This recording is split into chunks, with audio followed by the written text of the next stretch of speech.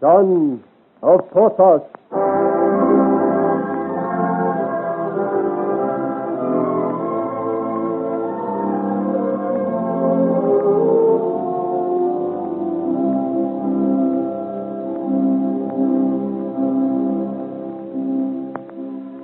Despite the mystery with which he has been removed from the Bastille and the ceremony with which he has been treated, Joel still believes that he is to be executed.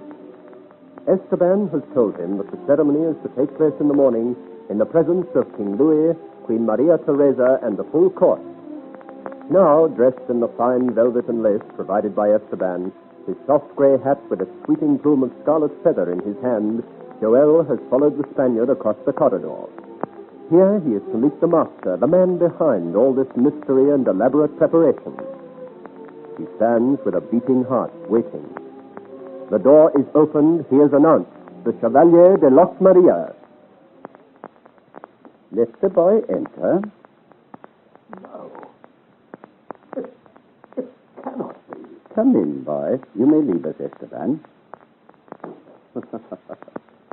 He seems amazed. He can but stand and stare. He did not recognize you in the darkness last night, Boy Laurier, but there is nothing wrong with his eyes or his memory this morning. The Chevalier Careflay, as I live. Let me have a closer look. It is really you. Yes, it is I, and more besides. You are the governor of this prison. No, monsieur.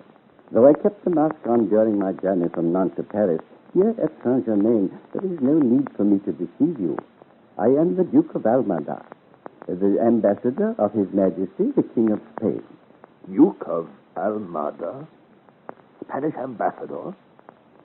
Truly, my thoughts are buzzing about my head like fledglings in a nest. Am I in my senses or the dupe of a dream? My dear young friend, I assure you there is nothing wrong with your senses at all. In some ways, you show remarkably good sense. Bois Laurier, go you now and order breakfast while I talk with this young man. At once, my lord. It is very immediately to be brought in. He is a gem. And when I thirst, I shall not have to do without. You will pardon this small delay, my boy. It is too early in the morning to talk without eating. Breakfast, my lord. Good. Bring it in that we may begin. One will wait upon us, Bois Laurier. You may go. Thank you, my lord. Now, be seated, monsieur. And one will serve you. We have not much time. You may speak freely, as my footman understands only Spanish. Now, if you do not object to speaking while eating, my companion, I am at your order. Then tell me, my lord, where am I? You are in my house, or I should say the house of my good friend who brought you here last night and who had just provided this excellent meal. Then I am not in prison. Dear boy, have you been treated as a prisoner? Apart, of course, from being locked in your room last night, that was a necessary precaution. You might have run away. You are in Bois Laurier's house, near the church and opposite the palace. But I have been in prison these last weeks, in the Bastille. True, very true. It was only yesterday that His Majesty signed the order for your release. He has much on his mind, His Majesty. It always takes time for him to do anything. His Majesty signed the order. Himself? None other. He restores you to the world and gives you entire freedom. I am free? As a bird. And I am not to be tried? No. And, of course, not sentenced to be... No, have no fear, my friend. You will be all right. Your head will remain tranquil on your shoulders, from which it would be a pity to remove it, but it looks very well there. Now, may I offer you some of this roast partridge with a glass of wine? It will help you to swallow the good news. With a good heart. For your words have put an edge to my appetite, and I always had a thirst for good wine. Let us drink to the health of the king. And yours too, my lord, since you came to me as the dove to the ark. But tell me, to whom do I owe this unlooked-for boon? Who has begged it of the king? You have friends at court, my young master. Do you tell me so? Oh, the friends I know of are a couple of acquaintances I formed with the Moorish trumpeter, of which one is its host, Monsieur Bonneron, and the other a fellow guest, one Friquet. neither of whom I imagine powerful enough to extract favors from the king. My son of bitterness, you are ungrateful and blind, for you look afar for what is close by you. Oh, you are right. I am a fool. A blockhead, a heartless scamp, not to have guessed sooner. It is you who have done all this for me, my lord. You are my liberator. Rather say that it is Providence. Although I find a pleasure in extricating honest folks from trouble when they interest me. At all times, my lord, you may reckon on my life, my blood, my good right arm. Wait a minute, boy. Are you sure that all these belong to you? Did you not give them to the woman you love? My lord, you have treated me kindly, like a father, and I am grateful, but you have reminded me. I must beg a further favor. You have but to name it, my young friend. I want leave to depart on business, which will not wait. Please? Before we finish breakfast? Now that I have thought, I am no longer hungry or thirsty. What a mad brain you are, boy. But you forget the ceremony which is fixed for noon. What ceremony? That for which Laurier brought you from the Bastille. For mercy's sake, my lord, answer me. I do not understand you. What ceremony do you speak of? For what ceremony would you don a wedding suit, friend, if not for your own wedding? My wedding?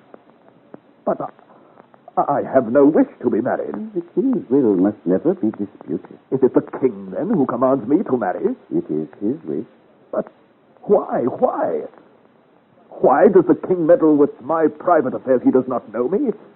He has never seen me. Chevalier, the king knows all noblemen.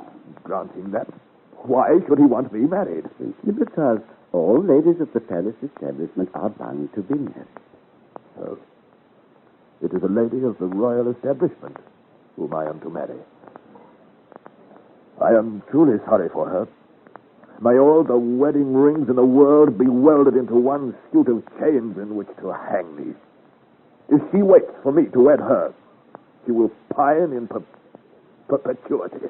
Have a care, young man. The king is mighty, so they say. Well, let him be the master over his courtiers. Let him turn the globe into a bubble to obey his breath. But he shall not dispose of my will. I am a Breton, and my free will came to me from God, not from the king by birth or with his crown. I shall marry whom I please.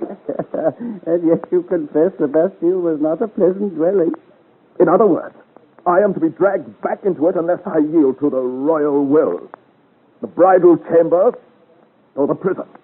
I prefer the latter. For if my body suffers, at least my conscience will be at ease. His Majesty can do more. A man does not twice give his heart, my lord, and mine is in one woman's keeping. But if the one of whom I speak brings a larger dowry... I should refuse. Even though the fair one be named Aurore du Tremblay? What? It is Mademoiselle du Tremblay who is offered to you for your bride. Would you refuse her? Oh, heaven defend me. Aurore. Do you love her as she deserves to be loved? Do I love her?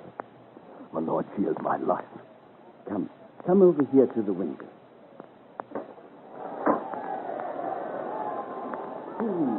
There is the bride on her way to the chapel. Aurore.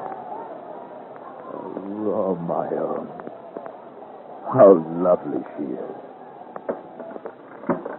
Well, my headstrong Breton, are you still determined to die a bachelor? Does she consent to marry me? Do you think they are forcing her to the altar? But how should she marry me without a name? Pardon, monsieur, but you have both name and title.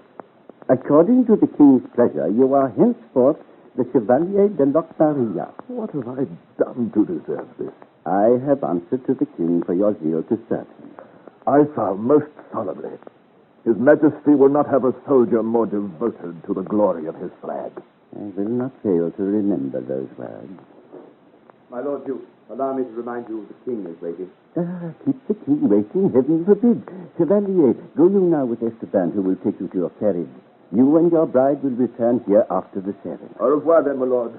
My heart is light because of all your kindness. Au revoir, my friend. Our plans go well, Laurier. There has been no hitch, my lord. Everything is arranged. He is one on whose shoulders a musketeer's uniform will fit as though he had inherited it as a son of the regiment. It is a pity to throw him away to the enemy, but he must not remain here. He would break the king in twain like a dried twig. He has a fist that would smash paving stones, and a digestion to relish them. He is young to die. The end justifies the means, Boilarier. Oh, I find myself unaccountably drawn to the young giant. Yet I cannot spare his life. Even one's friend must be sacrificed for the good of a cause such as ours. Even one friend? My lord, you look so strangely at me. You imagine things, Boilarier. Several times lately you have said, you will die before me. Or, I hope I shall not have to do without you. My lord. Oh, come, my friend. You conjure up ghosts to torment your own soul. You are in the best of health. You will not die. Oh. You have nothing to fear. Off with you now and see if my carriage is ready. And together we will see the Breton wed. At once, my lord. Yet, I cannot help feeling I have served you well, Lord. Indeed, Boilarier, I do not contest it. You have been a faithful friend. Go now. Yes, my lord. You have nothing to fear, Porthos. Yet, you are in the best of health, my friend. But knowing too much is sometimes a fatal disease.